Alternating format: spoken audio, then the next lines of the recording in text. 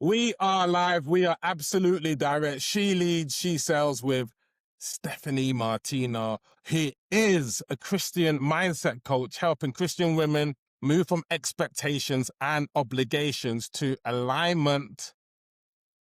She really helps the people step into who they are supposed to be through her release and receive methodology, a faith-driven framework that helps women to let go of fear, approval seeking, and the weight of expectations so they can embrace the life God is inviting them to live. She leads, she sells. Welcome, Stephanie Martino. Thank you so much. We got there in the end. We did. Listen, let them know who you serve primarily. Like, where are they? How much are they earning? Are they entrepreneurs? Let me know who you serve Yeah. typically. Yeah. So I really focus on serving Christian midlife women. So really that can span any kind of job, career, stage of life, or as experiences of life. But women that are going through midlife will know that that's a period of life where it really causes you to take another look at how you've been living your life. A lot of times women get to this point and they're like, I am done doing all the things that I've been trying and that aren't working. I have got to do something different. And so, again, that is a real catalyst moment for women to start being available and ready and willing to make some changes. So that's really who I focus on. And again, they can do anything. It's really about that midlife stage. Typically, after working with you, what do people get in terms of, when they work with you? Yeah.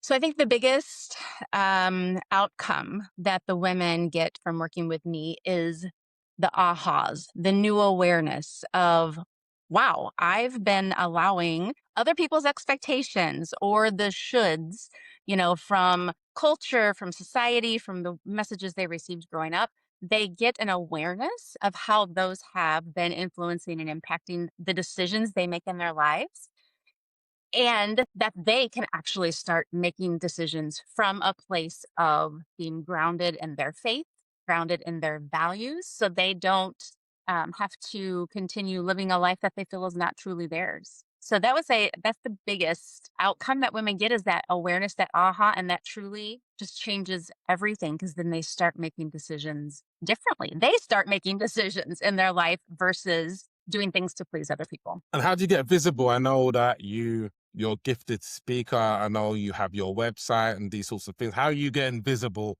to your audience to Yeah. let them know exactly how you can help them? Yeah. So I do a lot on social media, Facebook, Instagram, LinkedIn, and I really consider that to be more of my credibility building. Right now I think a lot of people understand that we're kind of in a trust recession because of AI. AI is great. AI can truly help us, but it makes everybody look like they're an expert. So on social media is where I share my personal stories, my personal experiences, to let people truly know who I am, to start building that credibility. And then from there, it's connections I have on social media, previous coworkers, friends of friends, family, things of that nature, just the various connections that I have. Either it's them coming to my program or recommending it to someone that they know that they feel could be helped by it. Yeah, thanks for laying that out. Sales is a big thing, and I know particularly with Christian women, sales might be seen as something unholy,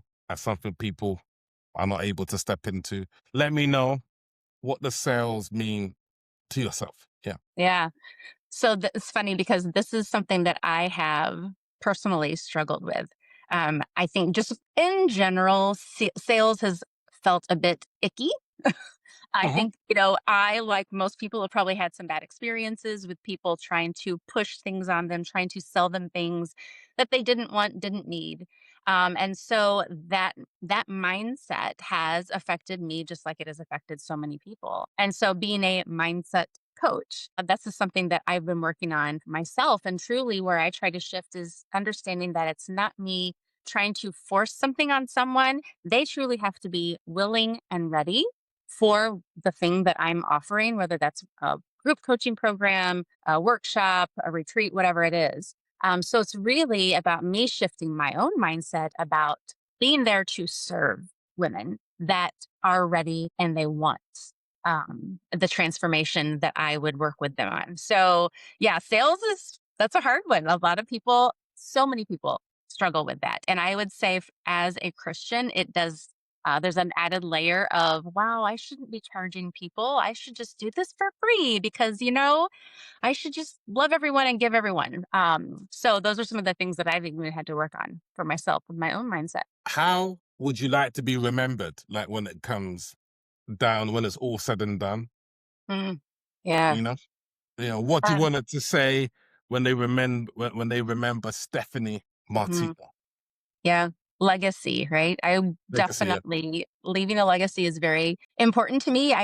So this is interesting. I went through it was a 40-day journaling, a reflective journaling process. And as part of that process, we had to write our obituary. Mm. So at first I'm like, I am not writing my obituary. This is stupid.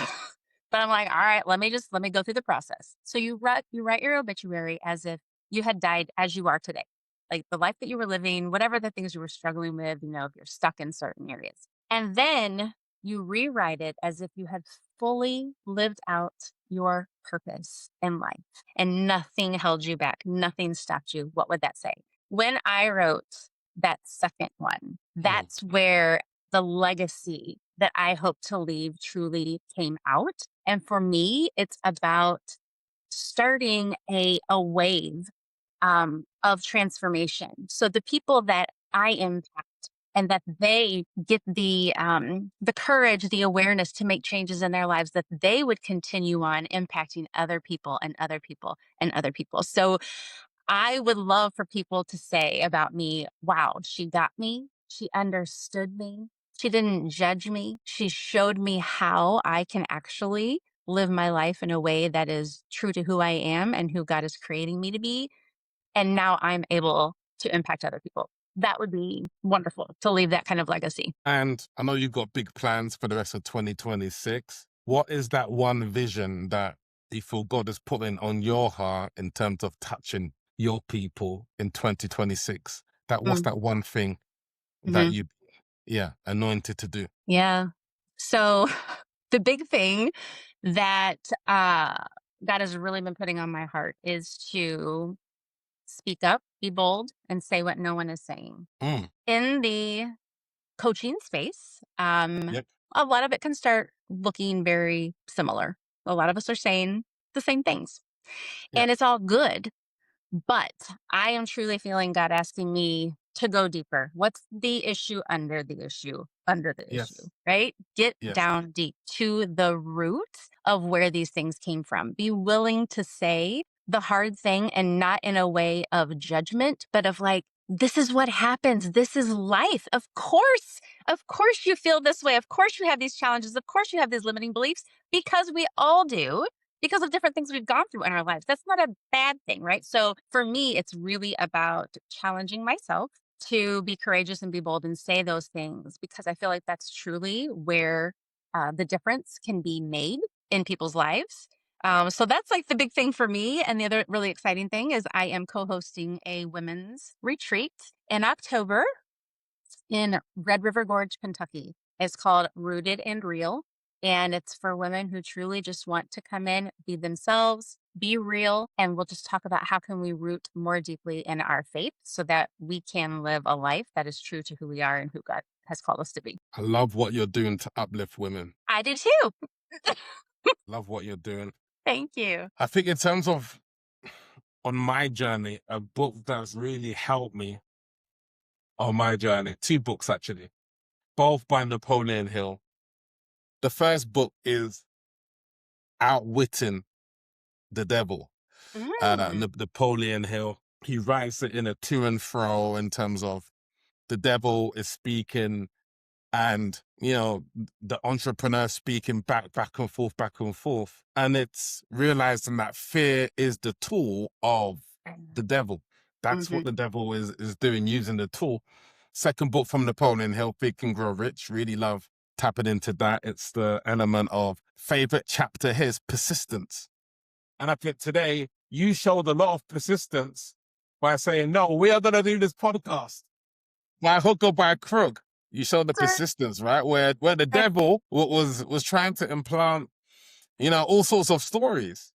What have you read that has really kind of helped you? I know obviously the Bible will be something that you may lean into, but yeah, what have you read that's helped you on your journey? Things like this. Gosh. Oh, that's so hard because I don't know if you can, there's a lot of books back there.